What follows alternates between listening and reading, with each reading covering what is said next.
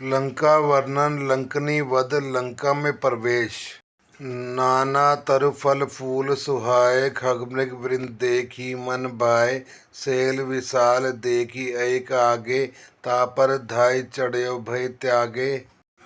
भावार्थ अनेकों प्रकार के वृक्ष फल फूल से शोभित थे। पक्षी और पशुओं के समूह को देखकर तो वे मन ही मन बहुत ही प्रसन्न हुए। सामने एक विशाल पर्वत देखकर हनुमान जी भय त्याग कर उस पर दौड़कर चढ़ गए। उमा न कछु कपि के अधिकाई प्रभु प्रताप जो काले खाई गिरि कह चढ़ी लंका तई देखी कहीं न जाई अति दुर्ग विशेषी। भावार्थ शिवजी कहते हैं, हे उमा, इसमें वानर हनुमान की कुछ बड़ाई नहीं है। यह प्रभु का प्रताप है जो काल को भी खा जाता है। पर्वत पर चढ़कर उन्होंने लंका देखी। बहुत ही बड़ा किला है, कुछ कहा नहीं जाता। अति उतंग जल निधि चहु पासा कनक कोट कर परम प्रकाशा। भावार्थ वह अत्यंत ऊंचा है, उसके चारों ओर समुद्र है, सोने के परकोटे चवार दीवार का परम प्रकाश हो रहा है। कनक कोटि विचित्र मणि कृत सुंदर यातना घना उच्चट हट सुबट बीथी चारुपुर बहुविधि बना। गजबाज खच्चर निकर पच्चर रथ बरूथई को गने बहुरूप निसई चिर जूथ अति बल सेन बरनत नहीं बने। भावार्थ विचित्र मणियों से जड़ा हुआ सोने का परकोटा है, उसके अंदर बहुत से सुंदर सुंदर घर हैं, चौराहे बाजार सुंदर मार्ग और गलियां हैं। सुंदर नगर बहुत प्रकार से सजा हुआ है। हाथी घोड़े खच्चरों के समूह तथा पैदल और रथों के समूह को कौन गिन सकता है। अनेक रूपों के राक्षसों के दल हैं, उनकी अत्यंत बलवंती सेना वर्णन करते नहीं बनती। बन बाग उपवन वाटिका सरकूप बापी सोहही नर नाग सुर गंधर्व कन्या रूप मुनि मन मोहही। कहुमाल दे विशाल सेल समान अति बल गर्ज ही नाना अखारे बिरई बहुविधि एक एक तर्ज ही। भावार्थ वन बाग उपवन बगीचे फुलवाड़ी तालाब कुएं और बावलियां शोभित हैं। मनुष्य नाग देवताओं और गंधर्वों की कन्या अपने सौंदर्य से मुनियों के भी मन को मोह लेती हैं। कहीं पर्वत के समान विशाल शरीर वाले बड़े ही बलवान मल्ल पहलवान गरज रहे हैं। वे अनेकों अखाड़ों में बहुत प्रकार से भिड़ते और एक दूसरे को ललकारते हैं। करि जतन भट्ट कोटिन विकट तन नगर चौदिस रक्ष ही कप महिष मानुष धेनु खर अज खल निशाचर बक्ष ही। एहि लागी तुलसीदास इनकी कथा कुछ एक कहे कही रघुबीर सर तीरथ शरीर त्याग गति पही सही। भावार्थ भयंकर शरीर वाले करोड़ों योद्धा यत्न करके बड़ी सावधानी से नगर की चारों दिशाओं में सब ओर से रखवाली करते हैं। कहीं दुष्ट राक्षस भैंसों मनुष्यों गायों गधों और बकरों को खा रहे हैं। तुलसीदास ने इनकी कथा इसलिए कुछ थोड़ी सी कही है कि ये निश्चय ही श्री रामचंद्र जी के बाण रूपी तीर्थ में शरीरों को त्याग कर परम गति पावेंगे। पुर रखवारे देख बहु कभी मन कीन विचार अति लघु रूप धरो निसी नगर करो पैसार। भावार्थ नगर के बहुसंख्य रखवालों को देखकर हनुमान जी के मन में विचार किया कि अत्यंत छोटा रूप धरूं और रात के समय नगर में प्रवेश करूं। मसक समान रूप कपिधरी लंका चलियो सुमरी नर हरि नाम लंकनी एक निसीचरी सो कह चलियो मोहि निद्री। भावार्थ हनुमान जी मच्छर के समान छोटा सा रूप धारण कर नर रूप में लीला करने वाले भगवान श्री रामचंद्र जी का स्मरण करके लंका को चले। लंका के द्वार पर लंकनी राम की एक राक्षसी रहती थी। वह बोली, मेरा निरादर करके बिना मुझसे पूछे कहाँ चला जा रहा है।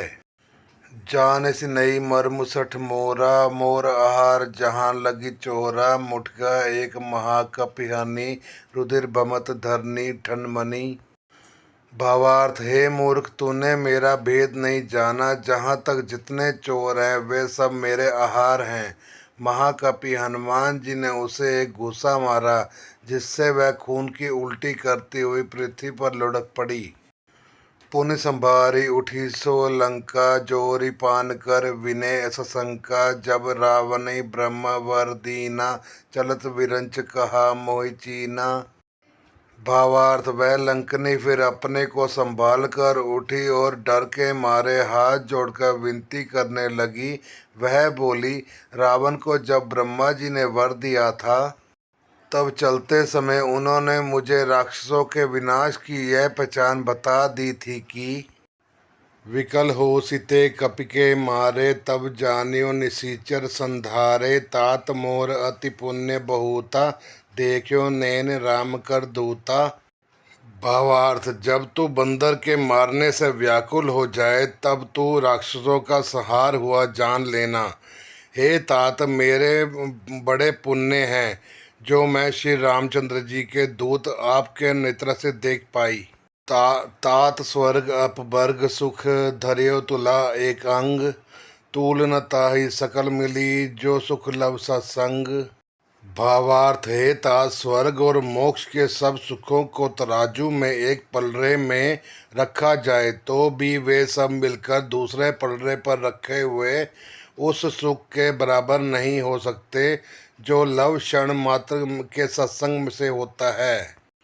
प्रभीसी नगर की सब काजा, हृदय राखे कौशलपुर राजा। गर्ल सुधा रिपु करई मिताई, गोपद सिंधु अनल सितलाई। भावार्थ, अयोध्यापुर के राजा श्री रघुनाथ जी को हृदय में रखे हुए नगर में प्रवेश करके सब काम कीजिए, उसके लिए विष अमृत हो जाता है। शत्रु मित्रता करने लगते हैं, समुद्र गाय के खुर के बराबर हो जाता है, अग्नि में शीतलता आ जाती है। गरुड़ सुमेरु रेन समताही, राम कृपा करि चितवा जाही। अति लघु रूप धर्यो हनुमाना, पैठा नगर सुमरी भगवाना। भावार्थ, और मैं गरुड़ जी सुमेरु पर्वत उसके लिए रज के समान हो जाता है, जिसे श्री रामचंद्र जी ने एक बार कृपा करके देख लिया। तब हनुमान जी ने बहुत ही छोटा रूप धारण किया और भगवान का स्मरण करके नगर में प्रवेश किया। मंदिर मंदिर प्रतिकर शोधा, देखे जयते अनगिनत योद्धा। गयो दशानन मंदिर पाही, अति विचित्र कही जात सो नाही। भावार्थ, उन्होंने एक एक प्रत्येक महल की खोज की, जहाँ तहाँ असंख्य योद्धा थे। फिर वे रावण के महल में गए। वह अत्यंत विचित्र था, जिसका वर्णन नहीं हो सकता। शयन किए देखा कपितेहि, मंदिर महु न दीख विदेही। भवन एक पुनि दीख सुहावा, हरि मंदिर तय भिन्न बनावा। भावार्थ, हनुमान जी ने उस रावण को शयन किए देखा, परंतु महल में जानकी जी नहीं दिखाई दी। फिर एक सुंदर महल दिखाई दिया, वहां उसमें भगवान का एक अलग मंदिर बना हुआ था।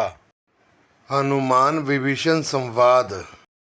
रामा युद्ध अंकित ग्रह, शोभा बरनी न जाई।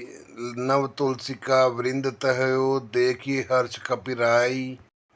भावार्थ, वह महल श्री राम जी के आयुध धनुष बाण के चिन्हों से अंकित था।